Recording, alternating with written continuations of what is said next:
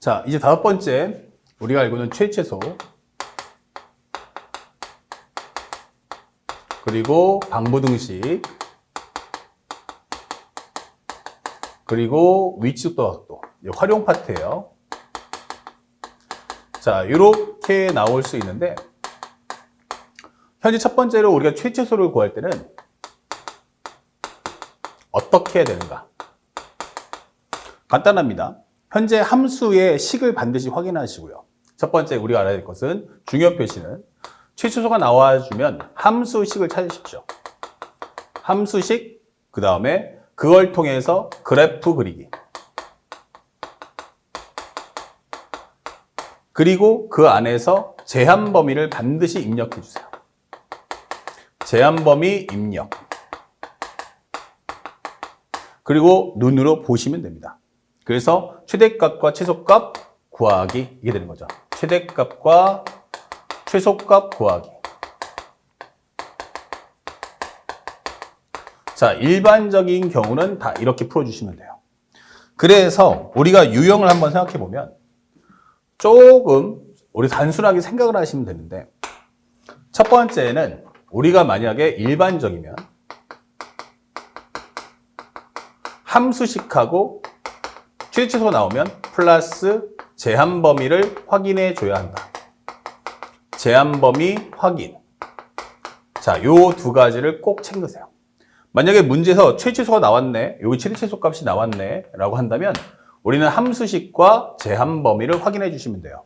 그래서 방금 전에 봤던 극대극소, 그 다음에 최최소, 극대극소의 연장선에 있는 게 최대최소니까 똑같은 상황으로 문제를 풀어주되 제한 범위만 입력하시면 우리가 쉽게 찾을 수가 있다. 대신에 이제 심화형이 나오는데, 심화가 뭐야? 라고 한다면 이런 내용을 좀 벗어나서 요거 말고 예를 들어서 FA의 최대값을 구해라. FA의 최대값 구하시오. 이렇게 되는 경우가 있어요. 또는 최소값 구하시오. 이렇게 나옵니다. 만약 이런 말이 나온다면 이거 무슨 뜻이야? 라는 뜻이에요. 그러면 현재 이 말의 의미를 생각해 보면 FA가 해석해주면 FA가 한 개가 아니다. 이 뜻이에요. 한 개가 아니다. 여러 개 있다. 이런 뜻이겠죠? 그래서 나올 수 있는 옵션 첫 번째. 함수식이 두 개 이상 등장한다. fx가 이럴 수도 있고, 이럴 수도 있고, 이럴 수도 있어. 라고 하면서 fx가 현재 이렇게 나올 수도 있고, 또는 fx가 이런 식으로 나올 수도 있어. 이렇게 설명해 주는 거예요. 그래서 두 종류 이상이 나올 수 있다. 그 다음에 두 번째는 함수식이 몇 개야? 라고 하면 한 개. 그러면 and 반드시 미정 개수가 존재한다. 이게 되는 거예요. 그러면 여기서는 fx가 식이 있는데 이게 딱 하나야. 그런데 이 안에 반드시 뭐 있다? 미정계수가 존재한다. 이런 뜻이죠. 자, 그렇다면 우리가 알아야 될 건 뭘까? 반드시 이렇게 나온다면 중요 표시는 바로 미정계수의 제한 범위를 반드시 구하셔야 됩니다.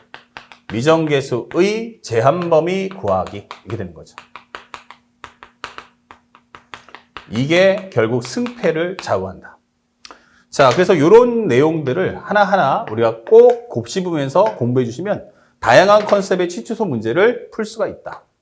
함수의 식이 두 개 이상 등장한다거나 함수의 식은 하나인데 만약에 미정계에서 존재한다면 이렇게 되는 거예요. 그래서 이 컨셉도 반드시 알고서 이에 맞춤형의 공부를 꼭 하시길 바랍니다. 알았죠? 자, 그 다음에 최최소의 유형은 크게 두 가지. 일반적인 건 여러분들이 많이 하시니까 간단하게 표현만 하고 넘어갔고, 이 심화 과정을 한 번 더 정리를 해주시길 부탁드리겠습니다. 그 다음에 두 번째는 방정식과 부등식인데, 방정식과 부등식. 방정식과 부등식의 간단한 컨셉은 이렇습니다. 현재 첫 번째는 방정식이다. 그러면 1번 방정식은 바로 fx 이퀄 0이다. 이렇게 되는 거고요. 그 다음에 두 번째는 부등식. 이렇게 돼버리면 얘는 fx가 0보다 같거나 크다. 이 설명이 되어 있어요. 그러면 이 방정식에는 뭐가 중요하냐? 그러면 여기는 함수식이 존재합니다. and 반드시 미정계수가 존재한다. 라는 점을 꼭 기억하십시오. 아, 함수식이 있는데 얘는 미정계수가 반드시 있구나. 이렇게 되는 거예요. 그러면 목표는 무엇입니까? 그러면 이와 같은 경우는 반드시 목표는 미정계수를 혼자 두세요. 미정계수를 한쪽으로 이양한다. 쪽으로 이양한다. 한쪽으로 이양한다.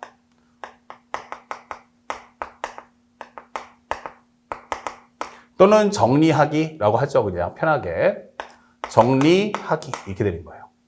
그래서 이것에 맞춰서 문제를 풀어주세요 라고 하는 겁니다. 그래서 예를 들어서 어떤 거냐면 x의 3승 마이너스 3x의 제곱 마이너스 9 이렇게 놓고 마이너스 k가 있어. 이렇게 됐다면 현재 이 식을 x 3승 마이너스 3x의 제곱 마이너스 9 이퀄 k 이렇게 만들라는 얘기예요. 또는 이게 부등식이야 라고 해도 마찬가지로 이렇게 한쪽으로 이양해 주시면 돼요. 그래서 현재 이렇게 된다면 정리 후 여기는 반드시 기본적인 gx 이퀄 k를 만들어 주세요. 여기도 마찬가지로 정리하면 gx는 k보다 같거나 크다 이게 되는 거예요. 그러면 여기 상태는 이제 드디어 뭐가 없다? 미정계수가 없다. 미정계수가 없다. 이게 되는 거예요. 아, 그렇다면 현재 이 그래프는 뭐다? 기준. 이게 되는 거예요. 그럼 첫 번째는 y 콜 gx의 그래프 그리기. 얘의 역할은 바로 기준. 이렇게 되는 거죠. 그 다음에 두 번째는 y 콜 k. 상수함수의 그래프 그리는 겁니다. 상수함수의 그래프를 그려서 현재 그래프에 이것에 그래프 그린 후 상대방이 말하는 실근의 개수 또는 최대값, 최소값 이거에 맞춰서 함수의 상태에 맞춰서 함수 상태에 맞춰 특정 상황을 구한다. 특정 상황 구하기 이게 되는 겁니다. 자, 이렇게만 푸시면 안 풀리는 방부등식은 없어요. 그러니까 이런 경우는 간단하게 키워드만 딱 아시고 요거에 맞춰 푼다. 무조건 가장 중요한 건 이 내용, 미정계수를 한쪽으로 정리해서 문제를 푼다 라는 사실을 절대 잊지 않고 공부하시기 바랍니다. 자, 그 다음에 이제 마지막 위치속도 가속도인데 여기는 너무 쉬워요. 위치 속도 가속도. 시험에 낼 수 있는 테마는 크게 두 가지예요. 미분에서 낼 수도 있고 적분에서 낼 수도 있어요. 그러면 기본적으로 설정이 어떻게 다른가? 설정. 그러면 첫 번째는 미분. 상대방은 나에게 위치 함수를 줍니다. 그래서 나에게 주는 것은 xt가 라는 식을 주게 돼 있고요. 만약에 적분입니까? 라고 하면 상대방은 나에게 속도 함수를 주게 돼 있어요. 속도 함수 vt를 준다. 아하, 이렇게 주는구나 라는 걸 꼭 기억하시고 도입부를 정확하게 알고 들어가시면 좋겠다. 그 다음에 주인공은 누구십니까? 하면은 바로 시간 t다. 주인공은 바로 누구다? 시간 t. 그래서 문제를 풀 때는 조건문에 맞춰 시간 t를 구하시고요.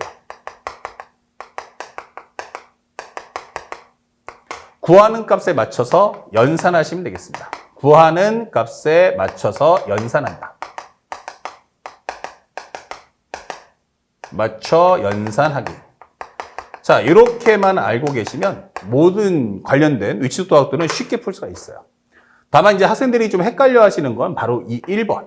앞쪽에 있는 게 이게 미분 문제인지 아니면 적분 문제인지 이게 헷갈려 하시는 분들이 있는데 이때는 도입부를 반드시 확인하시면 그 다음에 내가 앞으로 펼쳐나갈 이야기가 뭔지 알 수 있죠.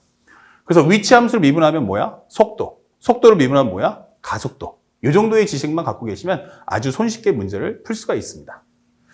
자, 이렇게 가볍게 매핑을 정리해봤고요. 그러니까 우리가 교과 과정의 내용이 뭐가 있고 현재 시험에 나왔을 때 나는 어떻게 풀면 되는지 이 심플하게만 기억하시면 돼요. 여기는 심한 문제가 나오지 않습니다. 자, 그래서 우리가 연결해서 바로 10번 문제까지 한번 풀어본다면 이번에는 이제 시험을 쉽게 내겠다라고 해서 6월고 평가원에서는 이 활용하는 파트의 문제를 거의 사실상 한 문제밖에 내지 않았어요. 그래서 우리는 오히려 앞쪽에 있는 증가감소 극대극소에 포커스를 맞춰서 문제를 푸시면 좋겠습니다. 자, 여기 보시면 이제 함수가 몇 개 떴니? 2개를 줬어요. 그리고 만나는 점의 개수가 2개야 라고 설명했어요. 자, 그러면 이 문제 풀 때도 간단하죠? 첫 번째, 현재 2x의 제곱 마이너스 1은 x의 3승 마이너스 x의 제곱 플러스 k야 이렇게 되어 있어요.